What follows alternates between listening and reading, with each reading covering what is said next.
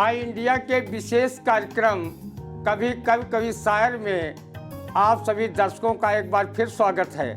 आज हमारे साथ स्टूडियो में प्रगतिशील कवि, पत्रकार, एक्टिविस्ट अनुराग आग्नेय जी मौजूद हैं। मैं अपने चैनल की तरफ से उनका हार्दिक स्वागत करता हूं। और हालांकि वो किसी भी परिचय के मोहताज नहीं है कि उन्होंने साहित्य जगत में और पत्रकारिता क्षेत्र में इतना अधिक काम किया है और कर रहे हैं। उन्होंने नए नए आयाम भी इस क्षेत्र में स्थापित किए हैं और बहुत सी संस्थाओं द्वारा सम्मानित और पुरस्कृत हो चुके हैं। लेकिन हम अपनी नई पीढ़ी को बताना चाहते हैं कि ताकि वो भी इनसे प्रेरणा प्राप्त कर सकें और देश के रचनात्मक अपना योगदान देने में वो आगे की भूमिका निभाएं। प्रगतिशील सामाजिक मूल्यों के पक्षधर कवि, पत्रकार, एक्टिविस्ट अनुराग आग्नेय का जन्म सीतापुर जनपद के ग्राम मरसंडा, बिस्वा सीतापुर में 15 अगस्त 1978 को हुआ। प्रारंभिक शिक्षा सिधौली में तथा पढ़ना और अधिकारों के लड़ना लखनऊ विश्वविद्यालय के प्रवेश से सीखा। हिंदी साहित्य में एमए किया। लेखन 15 वर्ष की आयु में अपने ताऊ श्री भगवती प्रसाद अग्निहोत्री व डॉक्टर रणजीत के मार्गदर्शन में शुरू किया। डॉक्टर सुशील सिद्धार्थ के साथ डॉक्टर अंबेडकर अध्ययन केंद्र व अवधि अध्ययन केंद्र में निरंतर सक्रिय योगदान दिया। उत्तर प्रदेश हिंदी संस्थान लखनऊ ने उनकी कृति एकता के बिंब पुस्तक पर राष्ट्रीय एकता एवं भावनात्मक समन्वय संबंधी साहित्य विधा के अंतर्गत वर्ष 2004 के नजीर अकबराबादी सर्जना पुरस्कार से पुरस्कृत किया और उनके आकाशवाणी लखनऊ और दूरदर्शन के लखनऊ से अनवरत कार्यक्रम और वार्ताएं प्रसारित होते रहते हैं।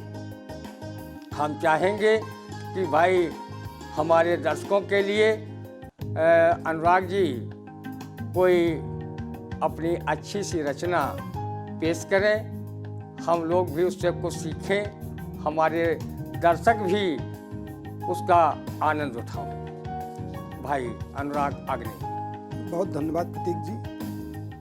आई इंडिया के आमंत्रण में आकर बड़ी खुशी हुई है। मैं इस मौके पर एक अपनी रचना रघुआ का फिर मन उदास है, इस कविता से शुभारंभ करता हूँ। स्वागत है भैया। रघुआ का फिर मन उदास है, नहीं चवन्नी एक पास है, फटा पुराना झोला कांधे, चना चबेना सत्तू बांधे, हरी मिर्च सी बिटिया खातिर घूम रहा वर की तलाश है, रघुआ का फिर मन उदास है। बागवान है पर फूल न उसका, बीच धार में फूल न उसका, मालिक की जय जय करता है, भूल गया वो भूख प्यास है, रघुआ का फिर मन उदास है। निर्धन है पर सूम नहीं है, रोटी है पर नून नहीं है, सपने उसके चूर हो गए, बस जीने की बची आस है, रघुआ का फिर मन उदास है। एक अवधि कविता है जिसमें पर्यावरण को लेकर के चिंता जाहिर की गई है। कोले जीवन केर बलैया, कोले जीवन केर बलैया, चारू वर है हापा दैया, धरा प्यासी तड़पें बिरवा, कहाँ चली गए सब हरियाली, बिनु पानी दुनहु तड़पत हैं, मछली रानी औ गौरैया, कोले जीवन केर बलैया, सूखे नदी ताल तलैया, चारू वर है हापा दैया, जलमा आग लाग है मानो, मनई मुल अपने माँ गाफिल, याद करे का बस रह गई हैं, बड़ बड़ बूंदे छपक छैया, कोले जीवन केर बलैया। यू पानी जीवन है जानो, बचा रही तो तुमहू बची हो, तबहन अपन दुलार बाही हैं, ई धरती पर बछरा गैया, कोले जीवन केर बलैया। एक मेरी कविता की जीवंत पात्र हैं और वास्तविक पात्र है एम्मो। एम्मो कस्बा बाड़ी में रहती हैं और वो नींबू, अदरक और हरी मिर्च बेचने का काम करती हैं। एम्मो अकेली रहती है, समाज की चौहद्दी में कैद कई दशकों से बेचती है वह हरी बाजार में नींबू, अदरक और हरी मिर्च। हरी मिर्ची सी थी तब शादी हुई थी, ललेरी आती की विधवा हो गई, फिर उसका घर यंत्रणा घर हो गया। नकाब में कैद एम्मो कठमुल्लाओं के तीखे शब्दों से आहत होकर भूख से बिलबिलाकर एक दिन निकली मुक्त की चाहत में। टोले, फिर कस्बे में, उसके बाद महानगर की मंडी में। दाता, आपा, अम्मी, खाला सभी कहते हैं अच्छा है, एम्मो अपने पैरों पर खड़ी हो गई है। एम्मो अब लोकल से ग्लोबल हो गई है। लोकल से ग्लोबल हो गई है अम्मो। कितनी बढ़िया इन्होंने रचना सुनाई और कितनी व्यवस्थाएं अम्मो के पास थीं, कितने झंझावतों से वो अपने को आत्मनिर्भर बनाने का काम किया। इस कविता में आग्नेय जी ने शब्द शब्द को पिरोया, उसकी पीड़ा को भी पिरोया है, उसके संघर्ष को भी पिरोया है। और हम बता दें कि देश की प्रतिष्ठित साहित्यिक पत्र पत्रिकाओं में आग्नेय जी की रचनाएं प्रकाशित होती रहती हैं। कुछ पत्रिकाओं का समय समय पर आपने संपादन भी किया है। 20 वर्षों तक हिंदी साप्ताहिक विश्व में भारत समाचार पत्र का संपादन तथा दैनिक हिंदुस्तान सीतापुर के माध्यम से साहित्य, संस्कृति और कला के स्तंभ को कई वर्षों तक चलाया। रेमन मैग्सेसे पुरस्कार से पुरस्कृत संदीप पांडे के साथ 3 शांति और सद्भावना यात्राओं में सहभाग किया। वर्तमान में नफरत एवं हिंसा के खिलाफ मानवीय एकता संगठन मुंबई, जनमुक्ति संघर्ष वाहिनी जसवा, सर्व सेवा संघ वाराणसी आदि संगठनों के साथ जुड़कर कार्य कर रहे हैं। इनके लिए लिखना शाब्दिक क्रीड़ा मात्र नहीं, बल्कि लिखना शब्दों के माध्यम से जीवन संस्कृति के मोर्चे पर लड़ना है। आप सिधौली कस्बे को अपनी कर्मस्थली के रूप में चुन रखा है। ये एक संवेदनशील कवि हैं। उनकी कविताओं में स्थानीय ठसक के साथ सार्वदेशिक कसक भी है। हम चाहेंगे कि इतने अच्छे कवि और इतना चिंतन विचार रखने वाले, विभिन्न संस्थाओं से जुड़े वाले और जन संघर्ष मोर्चों पर कभी वो पीछे न हटने वाले हमारे साथ कवि अनुराग आग्नेय जी हैं। मैं चाहूँगा हमारे दर्शकों के लिए कोई बढ़िया सी रचना सुनावें, क्योंकि उनके पास रचनाओं का अपना एक खजाना है। सब बढ़िया है, लेकिन जो कभी को अपनी ही रचना बहुत अच्छी लगती है, जो उनको अपनी रचना अच्छी लगती हो वो हमारे दर्शकों को भाई सुनाने का कष्ट करें। कविता का शीर्षक है शायद उस रोज। अभिव्यक्ति की स्वतंत्रता पर लगी यदि रोक तो नष्ट हो जाएगा लोकतंत्र और रद्दी की टोकरी में फेंक दी जाएंगी संविधान की पोथियां। कोई नहीं खाएगा गीता की सौगंध, न ही जाएगा न्याय के मंदिर। बस राष्ट्रपिता लटकते ही रहेंगे न्यायालय की खूंटी पर और आंखें बंद कर तुला पर तोला जाता रहेगा इंसाफ। इस व्यवस्था के विरुद्ध किसी न किसी दिन फूट पड़ेगा लावा और दरकेंगी न्याय की दीवारें। डगमगा जाएंगी जजों की कुर्सियां, चूर चूर हो जाएगा उनका अहंकार, क्योंकि नाभिकी बम है सूचक उस दिन का जिस दिन मलबा होकर रह जाएगा ये जीता जागता हुआ जगत। बचे खुचे गिद्ध नोचेंगे सड़ान भरी लाशों को। वे दिन अब दूर नहीं है, क्योंकि परीक्षण हो चुका है उस दिन के लिए। हाँ, सामूहिक मौत का रिहर्सल हो चुका है।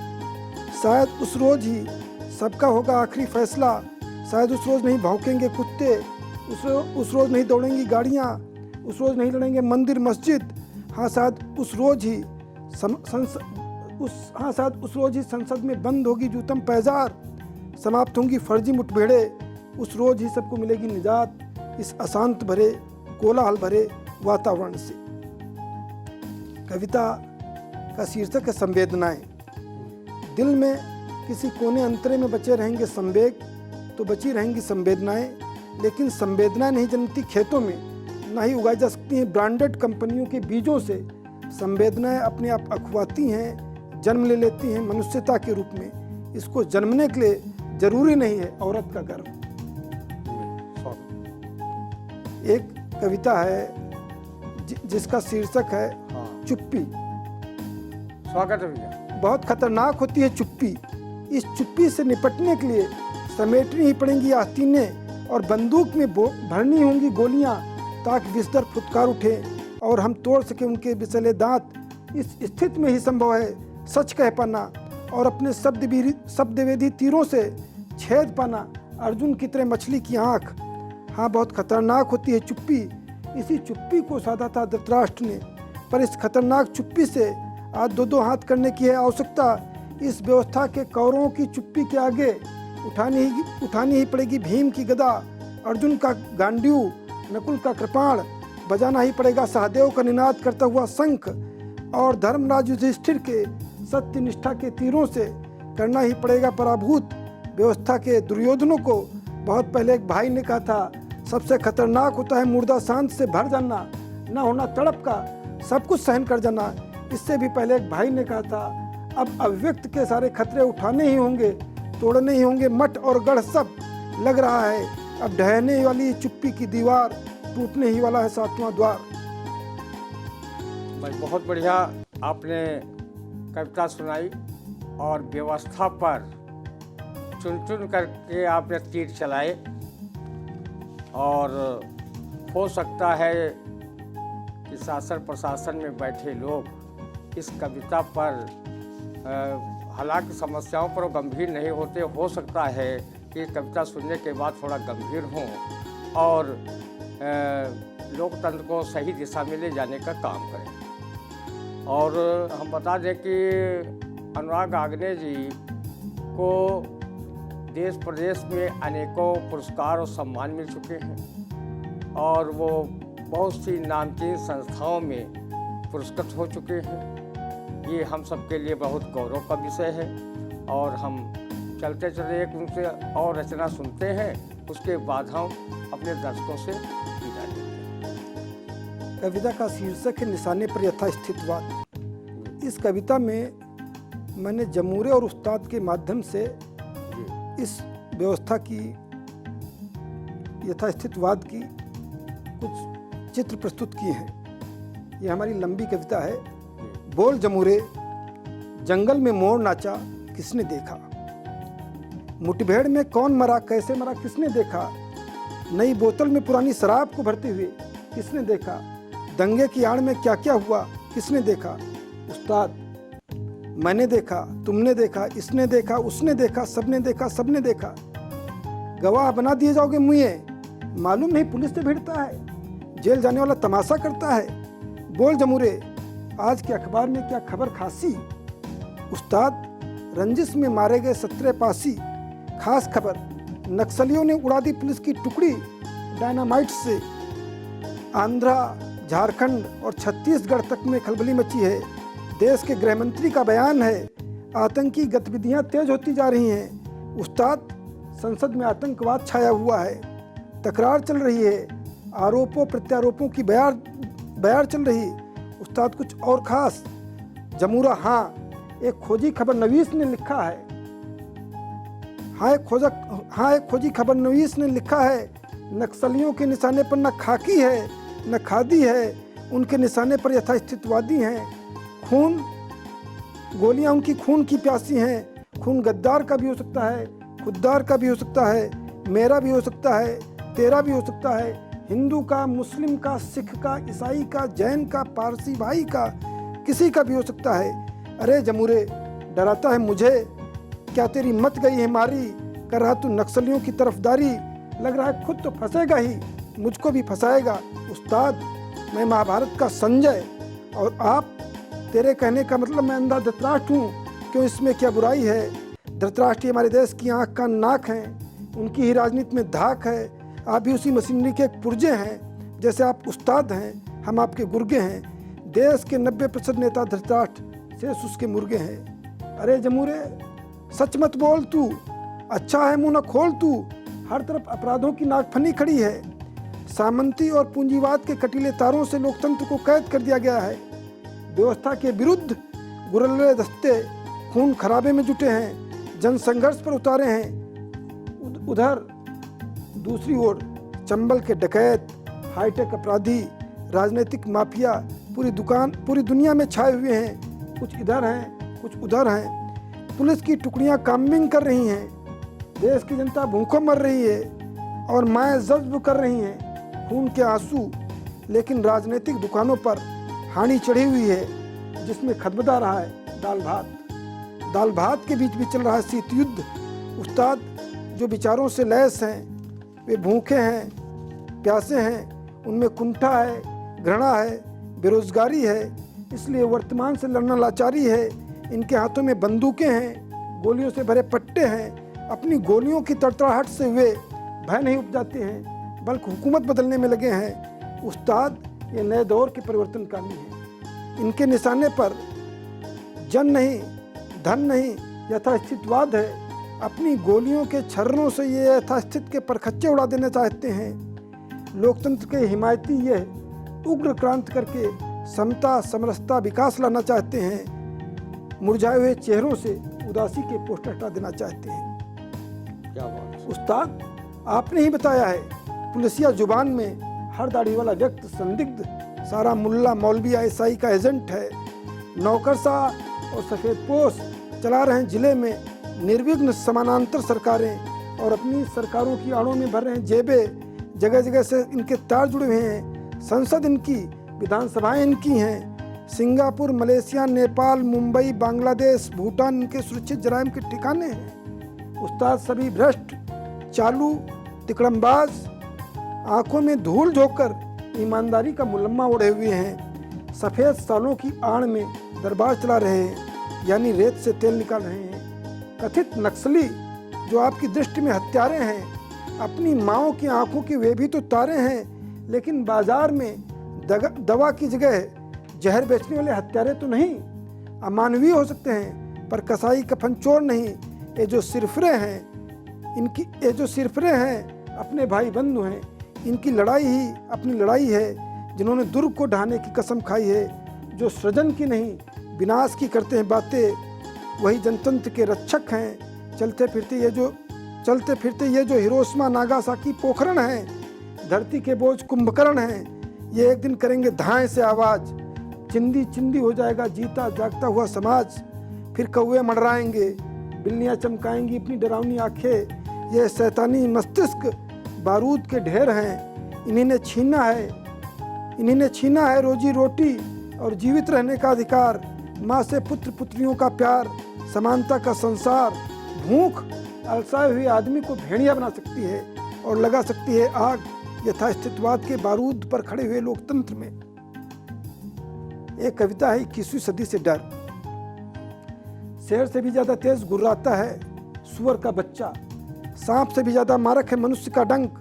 सल्फात से भी ज्यादा विषैली हो गई परंपराएं और बदबू आने लगी खाकी वर्दियों से। प्याले भर चाय या चुल्लू भर कोल्ड ड्रिंक ने विकलांग कर दिया है लोकतंत्र के चौथे पाए को। जहरीले प्रदूषण में आंखें मीचे जनता। उसे डर है कि कोई पिसी मिर्च न डाल दे उसकी सुरमई आंखों में कारण, या फिर कोई शैतानी हाथ किसी वक्त सीने पर पैर धरकर नुकीले नाखूनों से नोच न ले आते। डर यह भी है कहीं उसकी मुट्ठियों को लहूलुहान न कर दे टूटती हुई यथास्थित की किरचें, और चुभ न जाए कहीं प्रदूषण की जंग लगी कीलें। चिमनियों का उगलता हुआ धुआं कहीं उसे खो खो कर खांसने वाला रोगी न बना दे। अंकल चिप्स व बोतल बंद पानी पीने के बाद भी कहीं हो न जाए घेंघा। संक्रमित न कर दे कहीं शुद्ध शाकाहार और मेरे शरीर में मला जाने लगे बेवजह कबूतर का खून या छिपकली की जली खाल। मुझे डर है कहीं 21वीं सदी में परमाणु परीक्षणों के धमाकों से बड़ी गर्मी में कहीं सूख न जाए हमारी झीलें, नदियाँ और तालाब, और हमें मरना पड़े तड़प तड़प कर बिना पानी के। और अभी आप सुन रहे थे हमारे ज़िले के नामचीन कवि, और जो अपनी रचनाएं, अधिकांश रचनाएं जो है वो खड़ी बोली में लिखते हैं, और बहुत ही अच्छा उनका काव्य पाठ रहा, और हमारे दर्शकों को भी काव्य पाठ का आनंद आया होगा। और इसलिए उनसे गुजारिश है कि अगर उन्होंने आई इंडिया चैनल को सब्सक्राइब न किया हो तो कर लें। कमेंट बॉक्स में जाएं, कमेंट ज़रूर करें और लाइक करें। आज हमारे स्टूडियो में अनुराग आग्नेय जी पधारे। हम उनका बहुत बहुत आभार व्यक्त करते हैं और अपने दर्शकों से विदा लेते हैं। मैं आई इंडिया के editor in chief Pankaj Singh Gaur ji और साहित्यिक संपादक भाई प्रतीक जी आपका आभार व्यक्त करता हूँ कि आप लोगों ने मुझे अवसर दिया और मैंने सब्सक्राइब कर रखा है। बहुत बहुत शुक्रिया, थैंक यू।